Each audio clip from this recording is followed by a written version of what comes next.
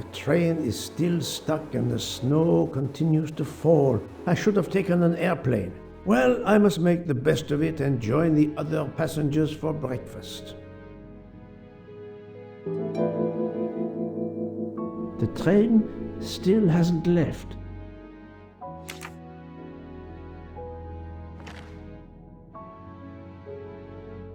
The mustache comb to tame unruly knots. The finest of curling irons for the mustache. Wax to preserve the perfect symmetry of the mustache.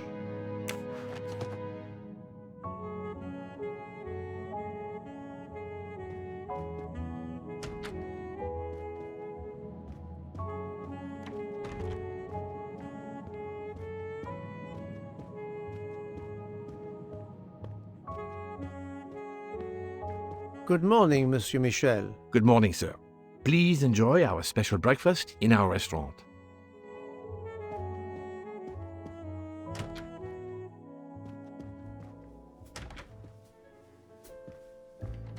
This delay is intolerable.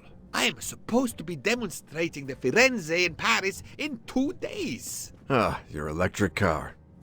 Yes, that's bad luck. Bad luck?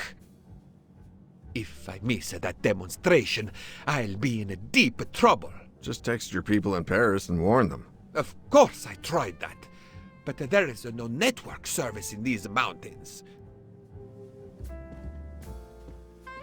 My daughter said it would be the easiest way in the world. Just sit on the train until I got to Paris. And now we may be here for days, and my boat sails the day after tomorrow. How am I going to catch it now? I can't even send an email to cancel it. I'm just too mad to talk about it. My colleagues were to meet me in Paris. They will wonder what has happened to me. I can get no words to them. What will they think? We have refugees to help.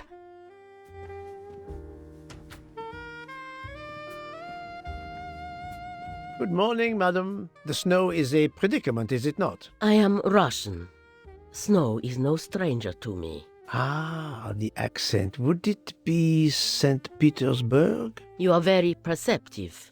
Monsieur Poirot, is it not? And may I take it I have the honor of addressing Princess Natalia Dragomirov? We dispense with the old titles these days. My husband, all of my past, was taken from me by these Stalinists. When they were gone, I became director of the St. Petersburg Museum of Antiquities, to restore and preserve what I can of my country's history. Still, the delay must be vexing. If I must be late for my appointments, then they will wait. I know that I would certainly wait, madame. It has been my extreme pleasure to make your acquaintance, madame. Au revoir, Monsieur Poirot. A beautiful piano. What a luxury. Pity there's no one to play it. Mademoiselle, you are not concerned about the train stopping? What can one do? Indeed, this does not make the train move. You have great strength to remain calm at a time like this. I know one far, far stronger than I. And that is? Well, that old lady, for instance. You have probably noticed her. She just has to lift her little finger and ask for something in a polite voice, and the whole train runs. It runs also for my friend Monsieur Bouc, but that is because he is a director of the line, not because he has a masterful character. You don't have to have a strong will when you have power. But I suspect I did not need to tell you that, Mr. Poirot. Mr. Poirot. Good morning, Mr. Fauchet. You have early customers, I see. Yes, I am stuck serving here as well at breakfast. Everyone is impatient. They keep complaining that the train is not moving. As if I could get out and push it. It's too early for me to order a boxcar. That is the appropriate drink, I believe. A gin, triple sec, lemon and grenadine mix. A drink for a train indeed. But not perhaps for my breakfast. I think I will settle for an omelette. Good luck, sir. Miss Nielsen is helping to serve in the dining car.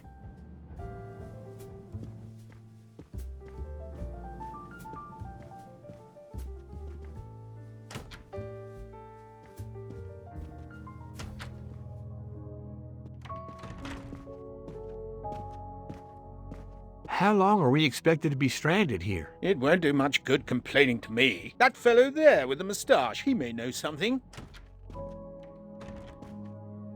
Excusez-moi, sir. Yes? Monsieur Bouc asks for you to join him in compartment 203. Look here, Poirot. Can you tell us anything? I can tell you the snow, it will not move aside on its own. Of course, but you obviously have some influence with Book. I am going to see him now. I will ask him if he has any information.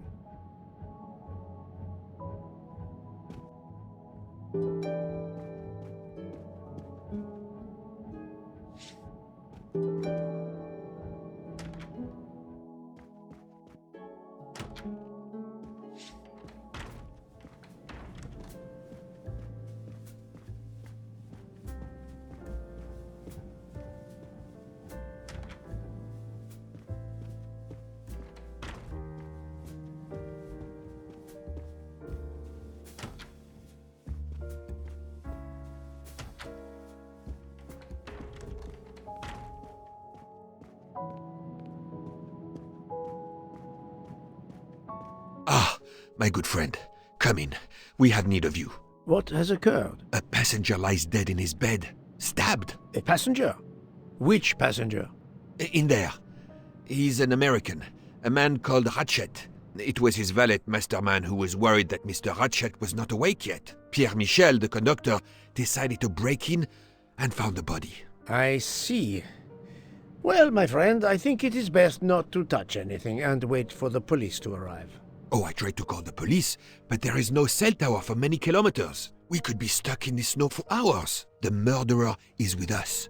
On the train, now! The sooner we catch him, the sooner we'll be out of danger. Dr. Constantine is already examining the body. Mon ami, this is not a missing train ticket. We must follow procedure. We must wait for the police to secure the crime scene. Please, Poirot.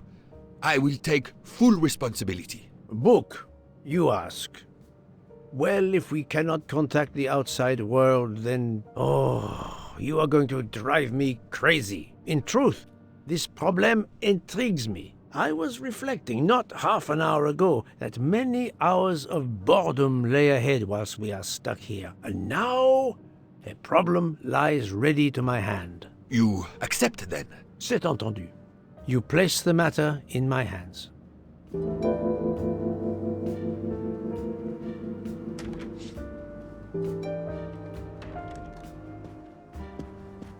Mr. Poirot, I am Dr. Constantine. Forgive me, Doctor. You are a medical examiner? No, but I have assisted in post-mortems at Nairobi Hospital, where I am a teaching fellow. I am familiar with your excellent institution. I do not intend to perform a full autopsy, but a preliminary examination should be of some use. Of course. May I have a look? Then we can compare notes. Please. If you need any help, I won't be far away.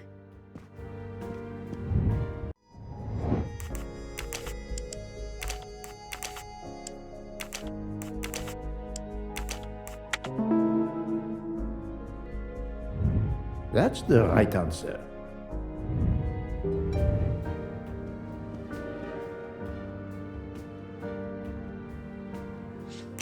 As you see, the victim has been stabbed many times. Several alone would have been fatal. Yes, I agree. An attack most savage. I will, of course, prepare a complete report on my findings. Thank you. I'll take photos.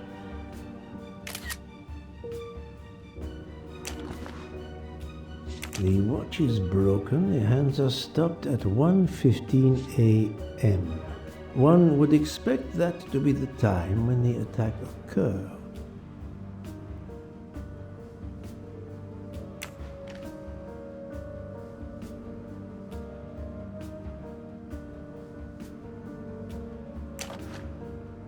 Last night, Monsieur Ratchet said he takes precautions. I see now what he meant. He knew he was in danger and wanted to be ready, yet it was no use to him.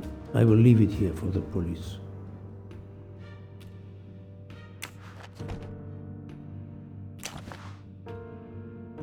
This phone was deliberately smashed.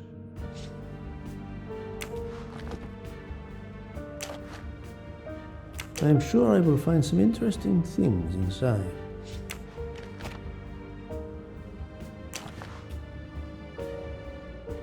Did it belong to Ratchet?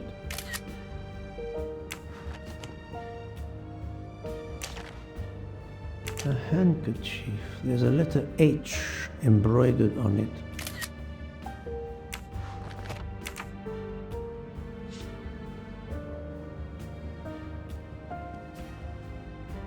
Where can the killer have gone? The chain lock is broken. Monsieur Michel told me that he broke the chain on the door to get into the room.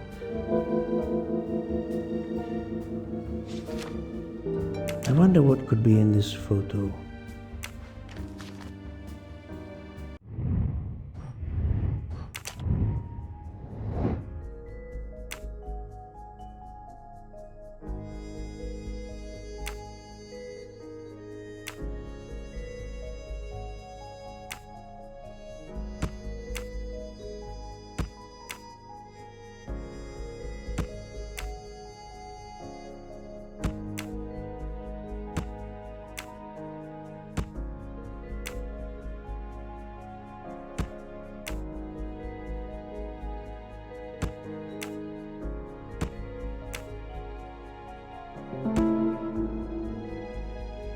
For Daisy. Interesting. That was easy.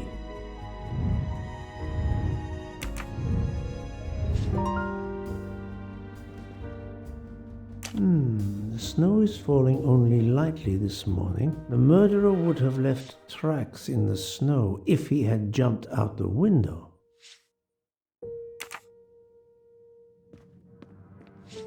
This door communicates with compartment 204. The latch is open on this side.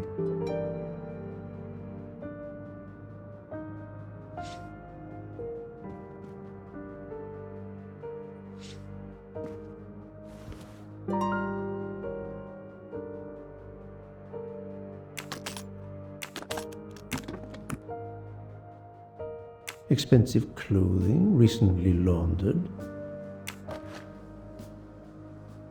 Not exactly the reading material one would expect of a man like Ratchet.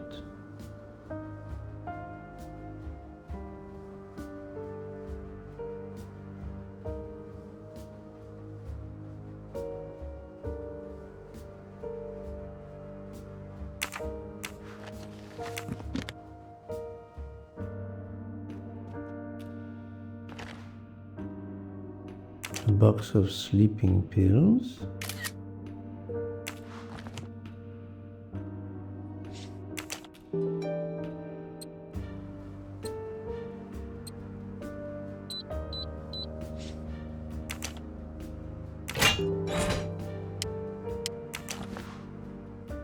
Not very surprising. Unusual letter, this.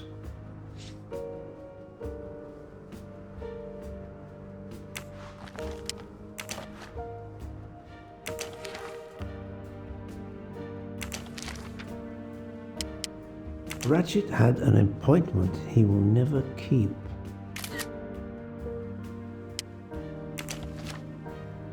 A meeting place on the back of a postcard.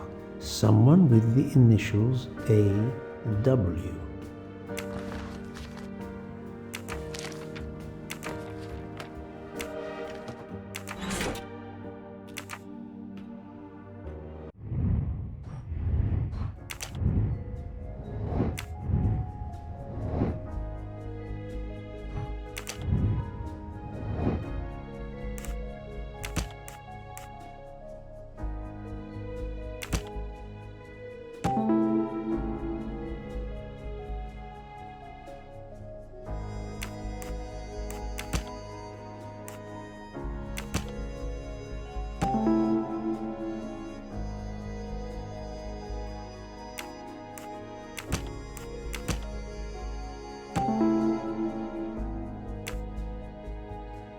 So, the murderer must have exited through Madame Hubbard's room.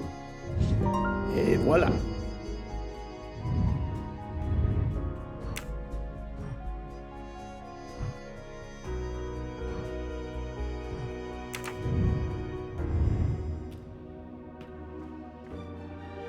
I'm sorry, Doctor, but I must question you. Of course.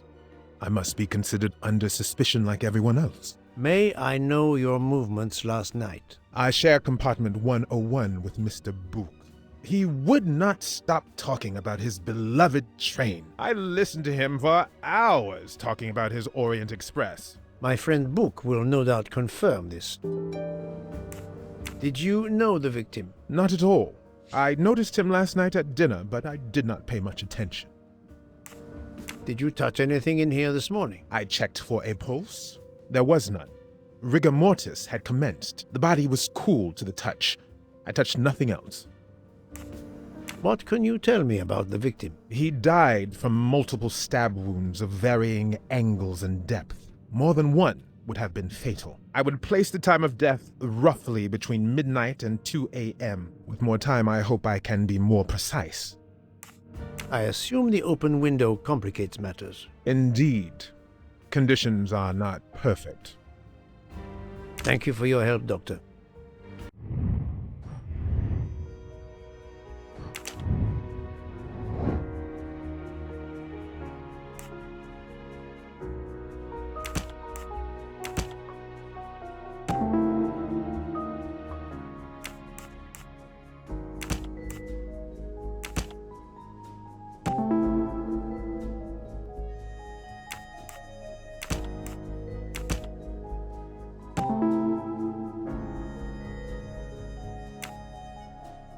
I can't imagine Ratchet taking a sleeping pill if he feared for his life.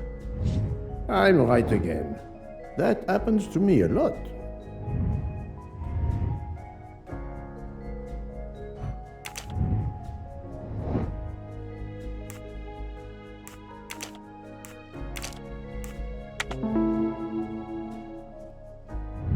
My little gray cells did not let me down.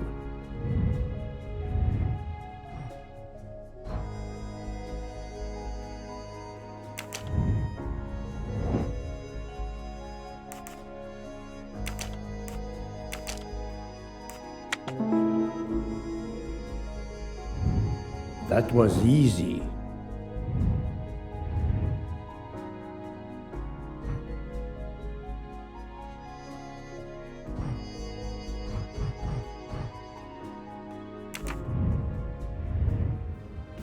I think I've seen everything I need at the moment. I am counting on you to finish your analysis. I'll have a more detailed report for you as soon as I can.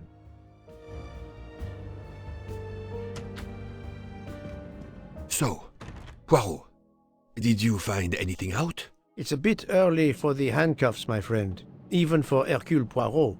Do not worry, mon ami. I believe our culprit has no plans to strike again. Monsieur Ratchet was the target. Of that I am convinced.